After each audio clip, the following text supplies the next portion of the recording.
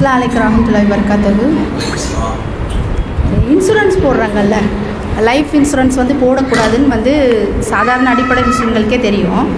இப்போ புதுசாக ரீசனாக என்ன சொல்கிறாங்கன்னா, இந்த மெடிக்கல் இன்சூரன்ஸ் இருக்குது பாருங்கள், அது போடலாம். சேல்ரி ஒருத்தவங்களுக்கு 20,000க்கு கீழே இருக்கிறவங்க இந்த மெடிக்கல் இன்சூரன்ஸ் அப்ளை பண்ணலாம் அப்படின்றத இப்போ புதுசாக சொல்லிக்கிட்டு இருக்காங்க. அதுக்கு தான் விளக்கம் சொல்லுவேன். சகோதரி அவர்கள் இந்த இன்சூரன்ஸ் சம்பந்தமாக கேள்வி எழுப்புறாங்க. லைஃப் இன்சூரன்ஸ் என்பது மார்க்கத்தில் கூடாது என்பதை நம்ம உணர்ந்திருக்கிறோம். லைஃப் இன்சூரன்ஸ்னால் ஆயுள் காப்பீட்டு திட்டம்னு சொல்லி இன்றைக்கி என்ன செய்வாங்க, உங்கள்கிட்ட இத்தனை வருஷத்துக்கு நீங்கள் பணம் கட்டிட்டு வந்தீங்கன்னா ஒரு குறிப்பிட்ட வருஷத்துக்கு பிறகு நீங்கள் எவ்வளோ பணம் கட்டியிருக்கிறீங்களோ அதை விட அந்த தொகை இன்னும் கூடுதலாக உங்களுக்கு ரிட்டர்ன் வரும் அப்படின்னு சொல்கிறாங்க.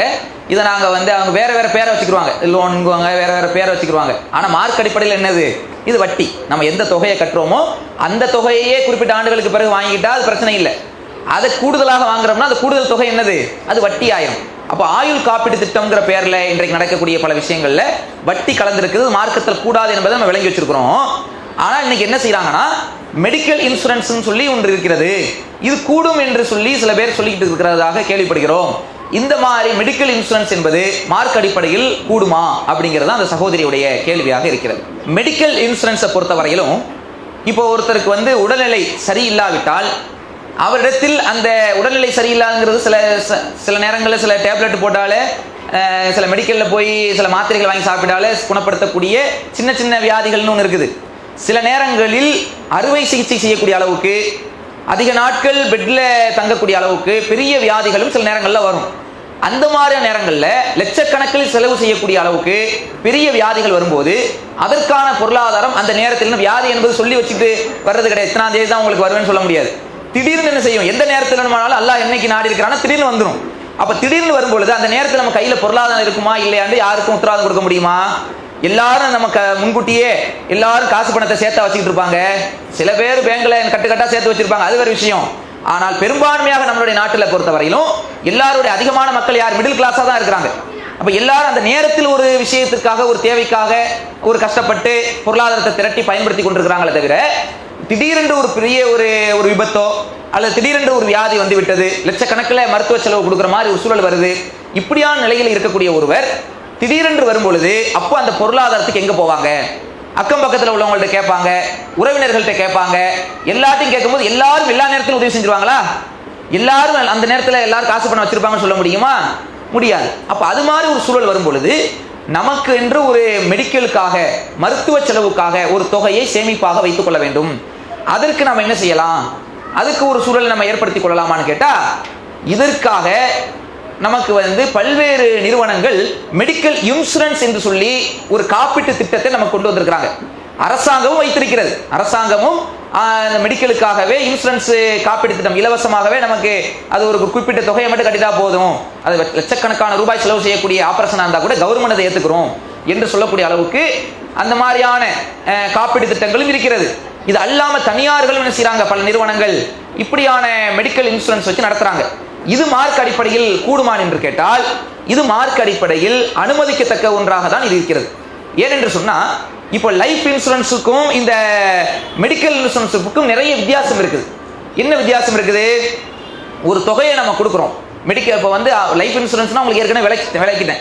ஆயுள் காப்பீட்டு திட்டத்தை பொறுத்தவரையிலும் நீங்கள் தொகையை கொடுத்த தொகையே அதை சேமிப்பாக வைத்திருந்து உங்கள்ட்ட என்ன செய்வாங்க, அதை பன்மடங்காக திருப்பி தருவாங்க. இதுதான் வட்டி, தெளிவான வட்டியாக இருக்குது. ஆனால் மெடிக்கல் இன்சூரன்ஸை பொறுத்தவரையிலும் நீங்கள் கொடுக்கக்கூடிய தொகை உங்களுக்கு கண்டிப்பாக திருப்பி வரும் என்ற உத்தரவாதம் கிடையாது. நாம் கொடுக்கக்கூடிய தொகை இருக்குத, நீங்கள் ஒரு பொருளாதாரத்தை நீங்கள் வேறு மாதம் கட்டுறீங்க, இல்லை வருஷத்துக்கு ஒரு தடவை கட்டுறீங்க, அந்த தொகை போய்கிட்டே இருக்குது, சேர்ந்துக்கிட்டு இருக்குது. இந்த காசை சேர்த்து வச்சு உங்களுக்கு அதையோ அல்லது அதை விட பன்மடங்காக திருப்பி தருவாங்களா?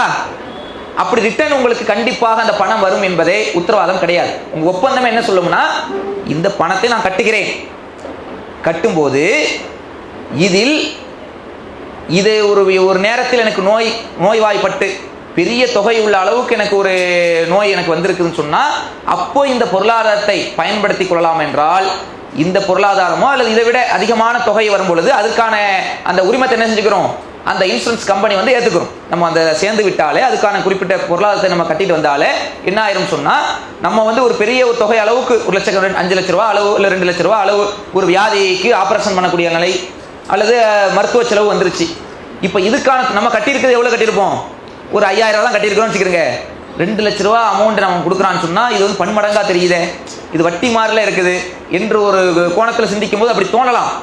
ஆனால் எது வட்டி ஆகும்னா, ஒரு ஒப்பந்தம் போடுறோம். எப்படி ஒப்பந்தம் போடுறோம்? நான் இவ்வளோ தொகை தருவேன், இந்த தொகையை விட இன்னைக்கு திருப்பி தரும்போது என்ன தரணும்? பன்மடங்காக தந்தால் மட்டும்தான் தர வேண்டும் என்று சொல்லி ஒரு ஒப்பந்தம் போடுறோம் வச்சுக்கிறேங்க. இது மட்டும்தான் வட்டி. இது என்னது? நான் உங்களுக்கு ஒரு தொகையை தருகிறேன், அந்த தொகை நீங்கள் வந்து என்ன செய்யலாம், இதே மாதிரி பல பேர்கிட்ட அவங்க வாங்குவாங்கல்ல, இந்த நிலையில நீங்க என்ன செய்யலாம், யாருக்கு உடல்நிலை சரியில்லையோ அவங்களுக்கு இந்த தொகையை பயன்படுத்திக் கொள்ளலாம். ஒருவேளை எனக்கு மரணம் வந்து விட்டாலோ அல்லது நான் மரணிக்கிற வரையிலும் நல்ல ஒரு நிலை, ஆரோக்கியமான நிலையில் இருந்து வாழ்ந்து விட்டாலோ எனக்கு இந்த தொகை வராது, திருப்பி தர தேவையில்லை. அதான் ஒப்பந்தம்.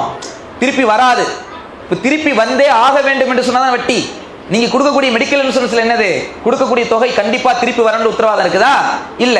நீங்க எவ்வளவு தொகை கட்டியிருந்தீர்களோ அந்த தொகைக்கு அளவுக்கு நீங்க வந்து நோய்வாய்ப்பட்டு அல்லது வந்து உடல்நிலை சரியில்லாம சேர்க்கப்பட்டு லட்சக்கணக்கில் தேவைப்பட்டு அந்த மாதிரி சூழல் கண்டிப்பாக வரும் சொல்ல முடியுமா? ஒருவருக்கு கண்டிப்பாக நோய்வாய்ப்படுவார்னு உத்தரவாதம் கொடுக்க முடியுமா? முடியாது. அப்ப இது என்ன செய்வாங்க, இந்த கற்ற பணத்தை பொறுத்த வரையிலும் நீங்க பல ஏழைகள் யாரெல்லாம் கஷ்டப்பட்டுக்கிட்டு இருக்காங்க, யாரெல்லாம் இதில் சேர்ந்துருக்காங்களோ அவங்கள யாராவது நோய்வாய்ப்பட்டாங்கன்னா அவங்களுக்கு ஒரு பெரும் தொகை தேவைப்பட்டுச்சுன்னா நான் கொடுக்கக்கூடிய பொருளாதாரத்தை நீங்க பயன்படுத்திக்கிறீங்க. நான் ஒருவேளை உடல் ஆரோக்கியத்தோடு இருந்து மரணிக்கிற வரை நான் இருந்து மரணித்து விட்டேன்னு சொன்னா என்னுடைய குடும்பத்தார்களுக்கு இந்த பணம் வராது, ரிட்டர்ன் வராது. அப்படித்தானே ஒப்பந்தம். அப்ப அதுல சேரக்கூடிய எல்லாருக்கும் அந்த பணம் போய் சேரும்னு கிடையாது. யாருக்கு உடல்நிலை சரியில்லாம போகுதோ அவங்களுக்கு மட்டும்தான் இது பயன்படுத்த முடியும். ஒருவேளை எனக்கு உடல்நிலை சரியில்லாம போனால் எனக்கு என்ன செய்யுங்க, இந்த காப்பீடு திட்டத்தின் மூலமாக உதவி செய்யுங்கள். இதுதான் ஒப்பந்தம். அப்ப இந்த அடிப்படையில் ஒப்பந்தம் போடும்போது கண்டிப்பாக இந்த பணம் திரும்பி வருவது கிடையாது. நாம மவுத்துங்கிறது எந்த நேரத்தில் வேணா வந்துடலாம். இப்ப நம்ம பணம் கட்டிய ஒரு 3 மாசத்துல ஒருத்தர் மௌத்தா போயிட்டாரு, கட்டின படத்தை திருப்பி தந்துருவானா? திடீர்னு ஒரு 2 வருஷம் 5 வருஷம் என்ன செய்யறாரு, அந்த மெடிக்கல் இன்சூரன்ஸ் கட்டிட்டு வர்றாரு, 5 வருஷம் கட்டிட்டாரு, திடீர்னு ஏதோ ஒரு விபத்துல மௌத்தா போயிட்டாரு. ஆக ஒரு 5 வருஷத்துல இவ்வளவு பணம் கட்டி இருக்கிறாரு, இந்த சொல்லி குடும்பத்துல வந்து மெடிக்கல் இன்சூரன்ஸ் கட்டினவங்களுக்கு கொடுக்க போறாங்களா? திருப்பி வராத, திருப்பி பன்மடங்காக வந்தாதான வட்டி. இப்ப இது என்ன ஒப்பந்தம் தெரியுமா? உடல்நிலை எனக்கு ஒரு வேளை சரியில்லாம போய்விட்டால், உடல்நிலை கண்டிப்பாக ஒருத்தர் சரியில்லாம போகும்னு உத்தரவாதம் கிடையாது. அப்படி மார்க்க நமக்கு சொல்லல. அல்லாஹ் நாடுனாதான் ஒருத்தருக்கு நோய் வரும், அல்லாஹ் நாடுனாதான் குணமடையும். அப்படி இருக்கிற நிலையில ஒருவேளை இறைவன் நாடி நான் நோய்வாய்ப்பட்டு ஒரு பெருந்தொகை எனக்கு தேவைப்படக்கூடிய நிலை ஏற்பட்டால் மட்டுமே நீங்கள் எனக்கு உதவி செய்யுங்கள். இதான ஒப்பந்தம். இந்த மாதிரி நிலையில் இருப்பது வந்து அது வட்டியில வராது. அந்த அடிப்படையில் மெடிக்கல் இன்சூரன்ஸ் என்ன செஞ்சுக்கலாம், தாராளமாக சேர்ந்து கொள்ளலாம். அது மார்க் அடிப்படையில் அது அனுமதிக்கப்பட்ட ஒன்றாக தான் இருக்கிறது. இஸ்லாம் மற்றும் சமுதாய செய்திகளை அறிந்து கொள்ள தமிழ்நாடு தௌஹீத் ஜமாஅத் யூடியூப் பக்கத்தை உடனடியாக சப்ஸ்கிரைப் செய்து கொள்ளுங்கள். மேலும் பெல் பட்டனையும் கிளிக் செய்து கொள்ளுங்கள்.